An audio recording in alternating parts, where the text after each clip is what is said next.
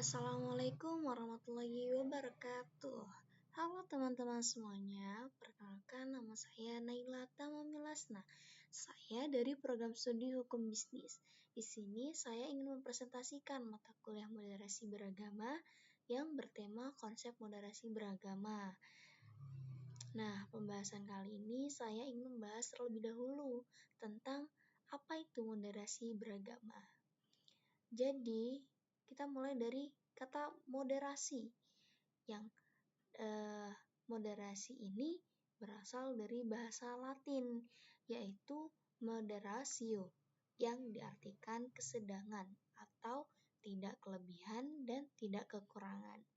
Jadi, apabila ada orang yang mengatakan orang itu bersikap moderat, nah, kalimat itu berarti bahwa orang itu bersikap wajar, biasa-biasa saja, dan tidak ekstrim. Yang dimaksud tidak ekstrim ini, dalam Kamus Besar Bahasa Indonesia, kata ekstrim didefinisikan sebagai paling ujung, atau paling tinggi, dan atau paling keras. Selanjutnya, dan apa itu moderat? Nah, kata moderat ini sering terjadi kesalahpahaman bagi masyarakat tentunya Indonesia. Tidak sedikit masyarakat Indonesia yang beranggapan bahwa seseorang yang bersikap moderat dalam beragama berarti tidak teguh pendirian, tidak serius atau tidak sungguh-sungguh dalam mengamalkan ajaran agamanya. Namun, apakah benar pemahaman moderat seperti itu? Dan apakah benar bahwa bersikap moderat dalam beragama berarti menggadaikan keyakinan ajaran agama kita demi untuk menghargai keyakinan pemeluk agama lain? Nah, jawabannya tentu saja tidak, karena moderat dalam beragama sama sekali bukan berarti mengkompromikan prinsip-prinsip dasar atau ritual pokok agama demi untuk menyenangkan orang lain yang berbeda paham keagamaannya atau berbeda agamanya.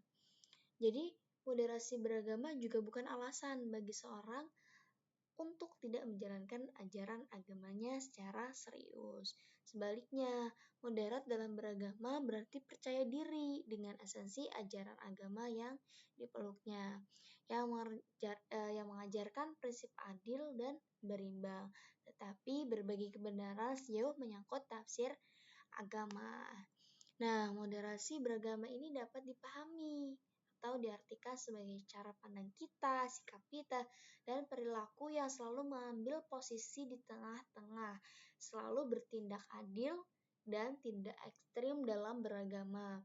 Justru moderasi beragama adalah kunci terciptanya toleransi dan kerukunan, baik di tingkat lokal, nasional, maupun global. Jadi yang saya sampaikan tadi adalah pengertian moderasi beragama yang saya pahami seperti itu.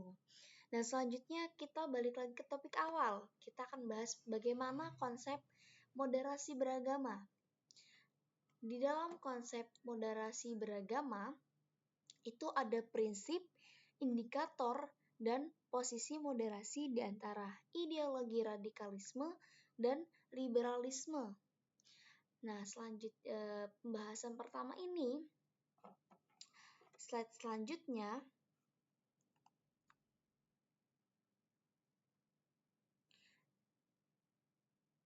prinsip dasar moderasi beragama. Yang pertama, adil. Kata adil diartikan dalam Kamus Besar Bahasa Indonesia tidak berat sebelah atau berpihak pada kebenaran. Dan prinsip yang kedua itu berimbang. Berimbang adalah istilah untuk menggambarkan cara pandang kita, sikap kita, dan komitmen kita untuk selalu berpihak pada keadilan, kemanusiaan, dan persamaan. Nah, untuk bersikap seimbang ini bukan berarti tidak punya pendapat.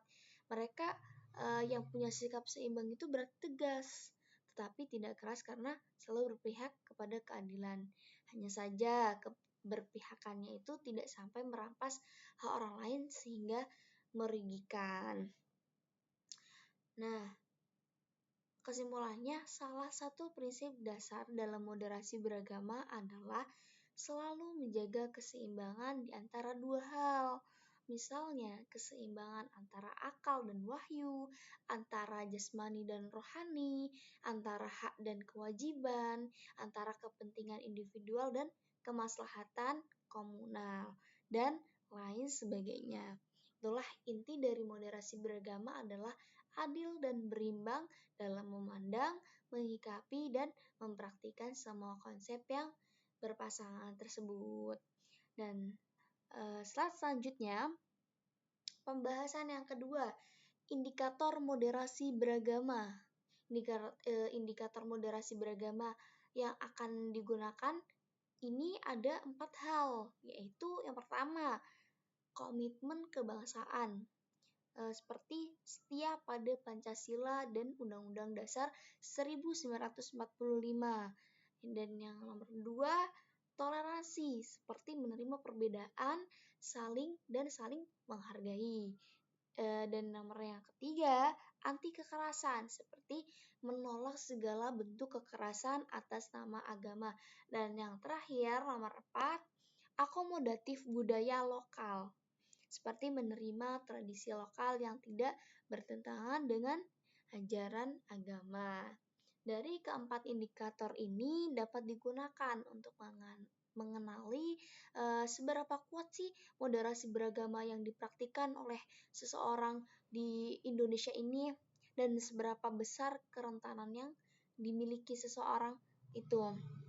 Kerentanan tersebut perlu dikenali supaya kita bisa